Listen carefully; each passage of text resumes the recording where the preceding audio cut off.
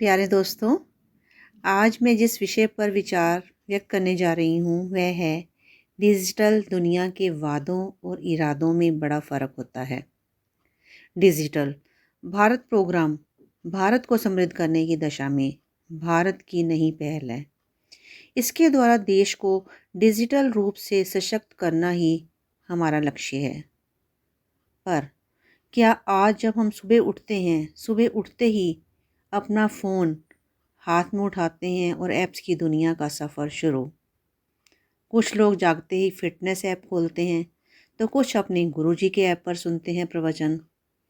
फिर चेक किया कि मेरा लेटेस्ट इंस्टाग्राम पोस्ट किस किस ने लाइक किया। सुनो, घर पर ब्रेड ख़त्म है। कोई बात नहीं, झटपट डिलीवरी वाले ऐप से मंगवा ली। एक तरफ इन ऐप ने हमारी ज़िंदगी आसान कर दी। दूध वाले और सब्जी वाले के साथ अब छुट्टे के लिए कोई झगड़ा ही नहीं होता। वे हंसकर कहते हैं, मैडम पेटीएम या गूगल पे कर दो। सरकारी दफ्तरों के चक्कर काटने वाले दिन गए। ज़्यादातर काम ऑनलाइन हो जाता है। नौकरी से टोकरी तक हर चीज़ आपकी उंगलियों के इशारों में उपलब्ध। मगर इस उपलब्धि के पीछे छुपे हुए हैं कुछ कड़वे सच। हर ऑफ़र जेन्युइन नहीं होता। देख परख कर हमें इस्तेमाल करना है। जो कंपनी ऐप लॉन्च करती है उसे चाहिए ज़्यादा से ज़्यादा यूज़र्स, और जो भी ऐसे जो उन्हें नियमित रूप से पैसा दे। ऐसे कस्टमर जोड़ने से कंपनी की वैल्यूएशन बढ़ेगी और उन्हें अगला मोटा इन्वेस्टर भी मिलेगा। हर परिवार चाहता है कि मेरा बच्चा अच्छी तरह से पढ़ लिख जाए, तो इसी दिली तमन्ना को एक अपॉर्चुनिटी के रूप में देखकर एडटेक कंपनियां तरह तरह के प्लान्स बेच रही हैं। उनकी सेल्स टीम को टारगेट मिले हुए हैं कि इतने विद्यार्थी तो आपको लाने ही हैं। अब आप समझ सकते हैं कि वे क्या क्या नाटक नुस्खे अपनाते होंगे। कहावत है ना कि बायर बिवियर, यानी कि ग्राहक को सतर्क रहना चाहिए।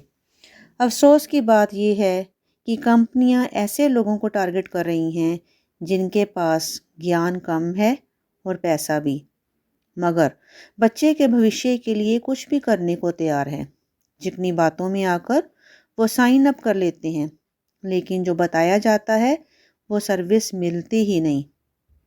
गाड़ी मेहनत की कमाई बर्बाद। इससे भी खतरनाक है वो ऐप्स जो इंस्टेंट लोन देते हैं, यानी कि बिना जांच पड़ताल 2-4 क्लिक्स के बाद आपके अकाउंट में पैसा जमा। अब ऐसे घाटे वाला बिजनेस कौन करेगा? पहले जानिए तो सही कि देने वाले की सोच कितनी टेढ़ी है। यह एक सुविधा नहीं, आपको फंसाने के लिए जाल बिछाया गया है। मानो आपने किसी ऐप से 5,000 रुपये उधार ले लिए और 1 महीने बाद आप वो पैसा वापस नहीं कर पाए। आपने सोचा कि मैं इसे अगले महीने दे दूँगा, तो अचानक आपके साले का फ़ोन आता है कि जीजा जी, मेरे पास व्हाट्सएप मैसेज आया है कि आपने कोई लोन लिया था और उसे चुकता नहीं किया। आप चोर हैं, डिफ़ॉल्टर हैं। ऐसा मैसेज आपके सारे परिजनों के पास पहुंच जाता है और आप शर्म से पानी पानी और हैरान भी। दरअसल जब आपने पहली बार ऐप इस्तेमाल किया था, उसने आपके कॉन्टैक्ट और फ़ोटोज़ को एक्सेस करने की अनुमति ले ली थी। कुछ मैसेज भी आया था, आपने पढ़ा ही नहीं या फिर आपने समझा नहीं और आई एक्सेप्ट क्लिक कर दिया। अब उसी का फ़ायदा उठाकर आपको वो परेशान कर रहे हैं और आपकी बदनामी भी। अगर आप भावुक इंसान हैं तो बात हद के पार पहुंच सकती है। लोन ऐप्स की डराने धमकाने वाली टैक्सेस से तंग आकर लोग आत्महत्या तक कर रहे हैं। आए दिन अखबार में ऐसी दर्दनाक खबरें छप रही हैं। क्यों?